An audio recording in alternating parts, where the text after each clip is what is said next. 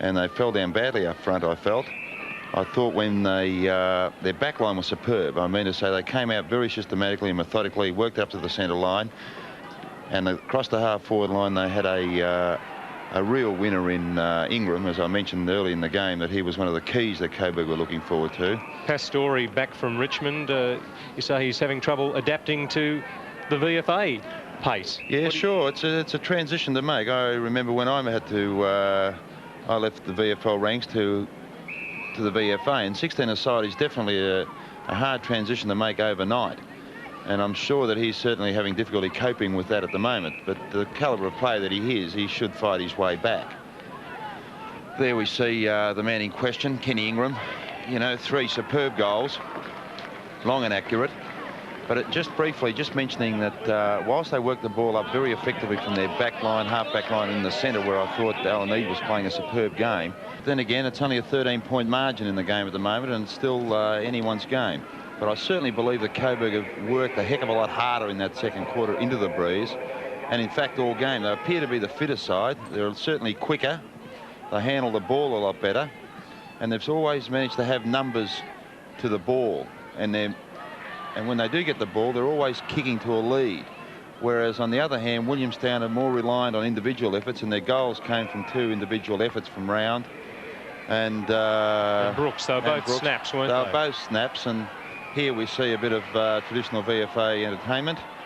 But things simmered down after this. Actually, the game quickly retained its composure after that little altercation. Cooper, I wonder if he'll come out after the break. We'll just have a look across there. I can't see him at this stage. So he went off, and actually Brooks, who came on for him, kicked that snap goal. But things settled down pretty quickly after that. They did. And the 2 areas where I feel that Coburg have gained the ascendancy are the 2 key positions in centre-half back with Nimmo, and at centre-half forward in that first quarter through Kenny Ingram.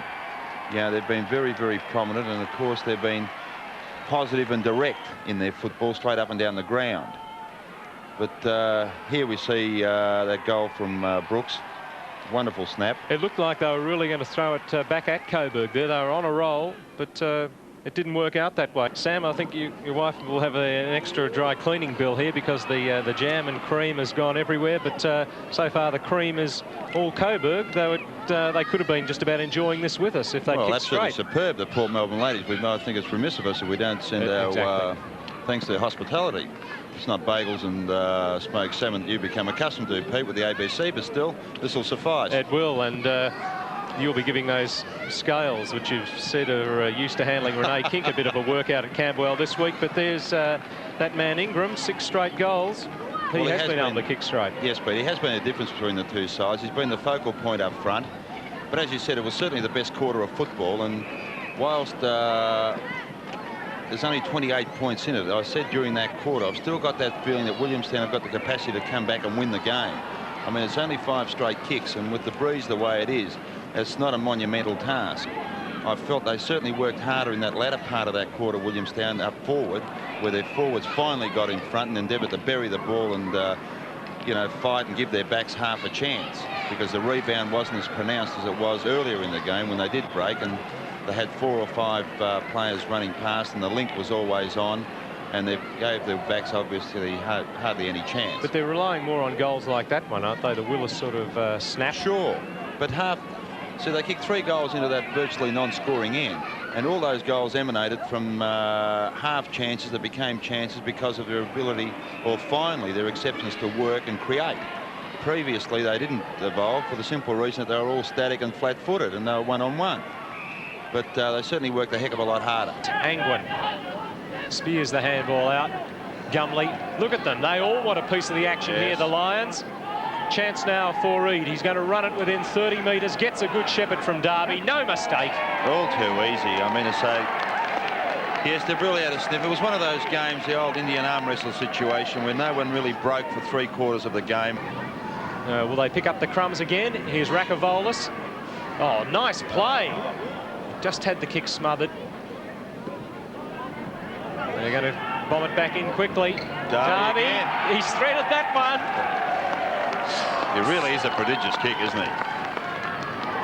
That was great play. That's a classic example of putting forwards working hard to keep the ball and you know, it should never be played. You know, miles overweight, and not only that, but apparently hasn't played a great deal of football either, been tied up with cricketing commitments. Here's another goal for Kakua. Oh. Good work there from the hard-working Ingram to get it across to him. Kakua puts through his third of the term. He's kicked 3 for the match. Tidying Kakua. Oh, here he goes again. Oh, let's see if he takes a bounce. No, feeds the ball to Gumley. That was Sleverson putting the pressure on. And there's Taranto. He's got the goal. No mistake about that one. It bounced nicely for him, and the little left foot toe poke sent it into the back of the neck. Recover. He's got support out wide there. That was great play. Quick hands. Allison across to Kakua. Here's number 4. Told to go on with it. He does. And right on the final siren. And that's a fitting finish for the match. 17-21, 123. Coburg have run out very easy winners over a disappointing Williamstown side, 8-13-61. Ross Booth has the ANA man of the match with him. Ross. Hello, Peter. Well, very happy scenes here in the Coburg room. We've got Bill Gill, the chief president of the ANA, who's going to present the trophy to the best man on the ground, Kenny Ingram. Ken, it is my pleasure on behalf of the ANA, the Australian Natives Association, to present this cup to you. I hope you'll sit it up on your mantelpiece and will remind you of the great day of football for the opening round of the season. Ken, well done. It was a great game. It looks as though you've lost a drop of sweat. I'll put it back on tonight. And I think probably with the tin or two, you'll probably put it all back in again. Well done for a great game. Well done to Kenny Ingram. Well done to the Coburg Lions. Great performance from them, Sam. Tremendous, Peter. Yes, their telling factor was their fitness level towards the end. It was a great game, and I think we all enjoyed the VFA. We're back on the screen again. That's been tremendous entertainment. We'll have you back next week for Sandringham against Brunswick. 62-point winners were Coburg today over Williamstown. Back to Charles Slade.